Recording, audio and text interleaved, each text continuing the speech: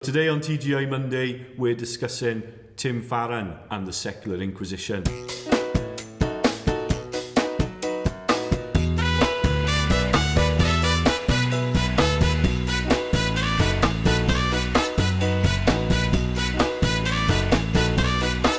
Hello and welcome.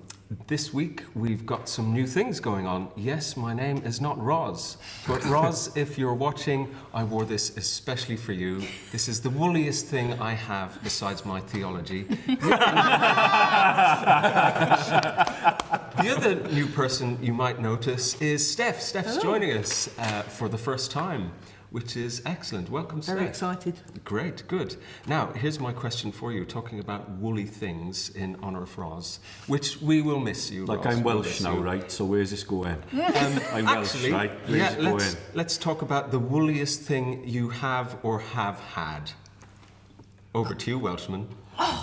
I don't think I have anything woolly, to be honest. I don't do Welsh anything like people that. have sheep in the back No, garden. nothing at all. Is that not a Nothing at all. stereotype? No, that is definitely a stereotype. Okay. No, I don't have anything woolly. I apologise. Probably because I'm Welsh. Till I was 8, I would not wear a jumper that wasn't hand-knitted wool. Oh. Somebody bought me a bought jumper for Christmas one year and I had a meltdown. Oh, I do have Christmas jumpers. So your inner geek began young. Thanks. I do have Christmas jumpers that I've worn There you are. before. I've Yeah, got a that's the only Christmas thing. jumper. Yeah, that's Really? it. That's it, really. If you view Yeah. if you view all the Christmas episodes of TGI Monday, you'll see a lot of woolly jumpers. My wife knits as much as Roz does, so I have quite a lot of knitwear in my. God, that camera's close, Simon. I have a gorgeous woolly scarf that my parents bought me for the college I was at. And I used to wear it all the time, and people used to take the mick out of me and say, "Oh, it's Paul with his blankie." Is it Doctor Who though? Is it like a Doctor Who scarf? It's not far from a Doctor Who. It's a big Doctor Who scarf. You know Doctor Who hasn't worn a scarf since the 70s, don't you? I mean, Yeah, not wishing to be but there are sneaky on my first real appearance. Doctor Who's and fake ones. So they've all been imposters since Tom Baker. Is that really? Well, Since Peter Davidson, really, yes. I've got a woolly lampshade I made okay. just recently. Massive, great big crochet, gorgeous thing. Is that a fire hazard? Probably. Probably. I'll take a picture of it. no, wool's quite fire safe, I think, as opposed to synthetic. It's also So- around a metal So what's the frame. question? What's the question? Down there, enough of this wool talk. Okay. The question today came in from Trudy on YouTube. Thanks, Trudy. This question regards Tim Farron and the election. Does being a faithful Christian have to be incompatible with being an effective leader of a progressive party? Good question. I'm going to start us off on that one because I have some visual aids on this one.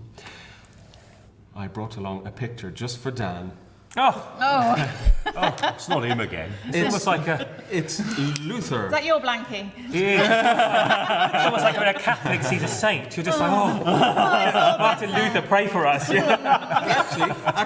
Actually, this is where the expectation dips. It's not that Luther I'm talking about. Another great Luther. Another See, I do another that great now. Oh, got It's him on not DVD. Idris Elba. yeah. It's actually not that Luther. Oh.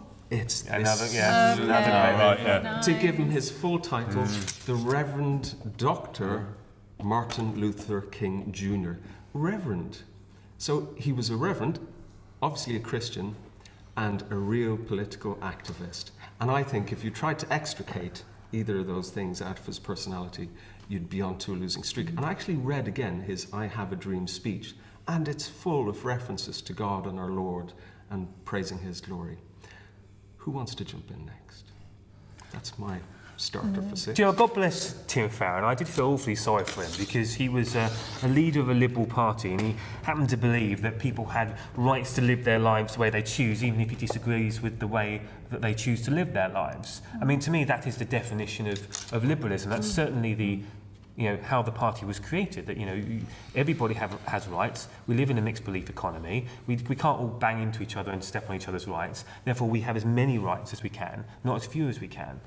But unfortunately, what he has himself said, if you read his resignation speech, that his party has basically changed. And it's now become a postmodern party, where truth claims are power claims and our rights to control each other. So instead of it being about truth, it's about who's in power and what community is in power.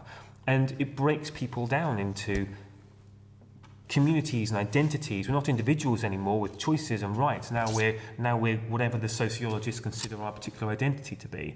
And I do think that, I don't want to speak on behalf of progressive parties because I don't have enough knowledge to do so, but if he is saying that you can't be a Christian of a more conservative sort and be ahead of a Christian party, we need to take that seriously. And the Liberal Democrats need to worry about that, because actually they had an opportunity to show just how liberal they really were, that they had somebody in charge who actually might disagree with a lot of people in the party, but it was a place where they could all exist and show society that it is possible. But instead they showed quite the opposite, that actually in the community that they would create, if they were in charge, there would be people on the outside like Tim Farron who would not be allowed to exist as they want to exist, and those who dominate modern culture who would have all the power. I felt so sorry for him as well. On the way here, I was listening to Thought for the Day, or Pause for Thought, whichever one it is, at 9:20. And it was Dave Tomlinson. And as I was thinking about Tim Farron, I was thinking, do you know, that Dave's book is How to Be a Bad Christian and a Better Human Being. And I was so upset when I heard Tim's resignation because I, like you, I think, actually, do you know, we so need to be. I think Jesus was incredibly progressive. He was speaking against established norms. You know, well, we don't do anything on a Saturday because those are the rules. We don't, you know, good Jews don't do this on the Sabbath. One-to-one conversations with women, second-class Well, citizens. except then you are moved by compassion to act differently to that. And so my feeling was that perhaps Tim may have just been battered about the head by some people who were more conservative, that made him feel like he wasn't being a real Christian. And I know that that's a real thing for people. And it is completely compatible to believe in equal marriage and be a Christian. It's very hard. It's very hard to understand just how much pressure he was under. Oh, horrific. And it's very easy for us to judge the way that he acts as a political leader. And I don't want to do that, even though I did at the time. I'm not going to do it now. But the reality is, you have to take what he says as being, you know, as basically being the reality that he experienced. Being a traditional Christian, head of a progressive party, wasn't possible. And so the answer's got to be, in that particular party at least, it isn't.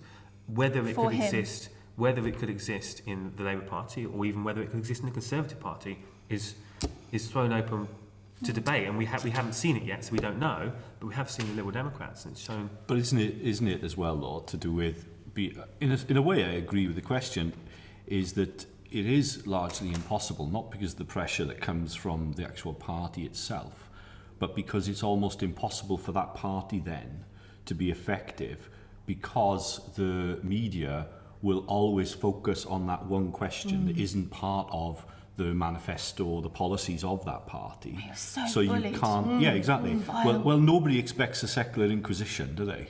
And I think that's the key, is that basically what we have now in the media, and I think in large parts of the elite, is a very small window of acceptable thought. And if you are outside of that window of acceptable thought in all sorts of different ways, then people refuse to engage with what you're actually saying in a meaningful way. And I think that's exactly what happened to Tim Farron. And I agree with you. I totally agree with that analysis, except for the fact that the party turned on him for his moral views, not the fact that he would be ineffective in communicating the party's position. And that's I think, the difference. I think maybe both are true, aren't they? I think so.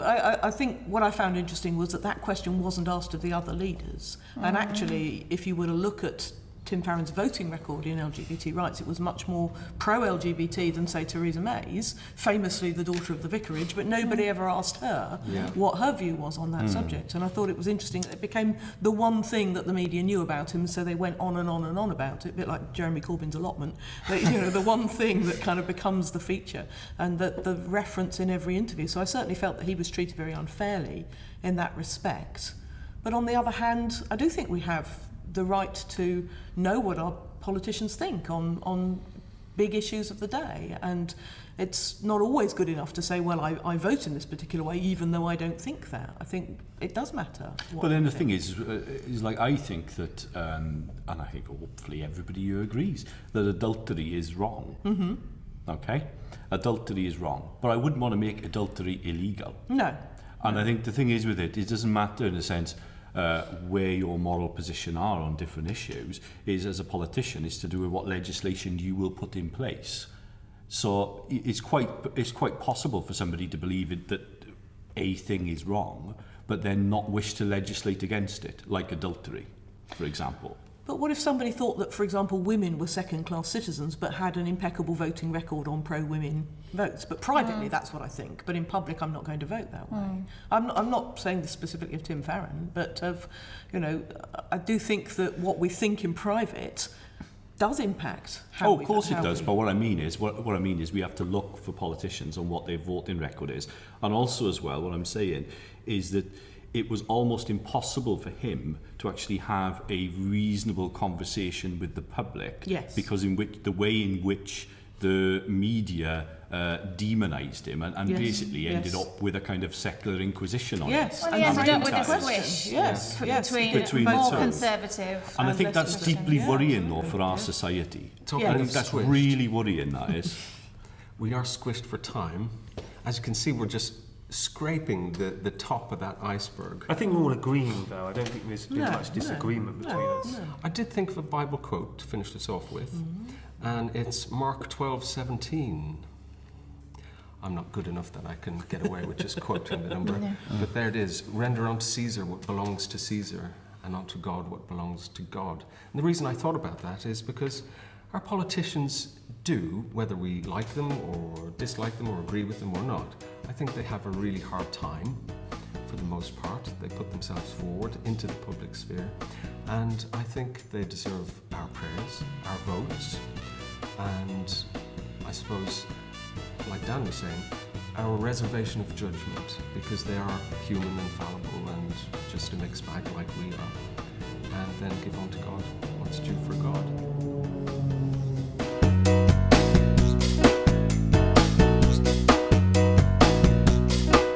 So thanks for watching. For more Woolly Theology, join us next week. But until that time, like, tweet and share. The code for please stop talking is thank you. You think we listen?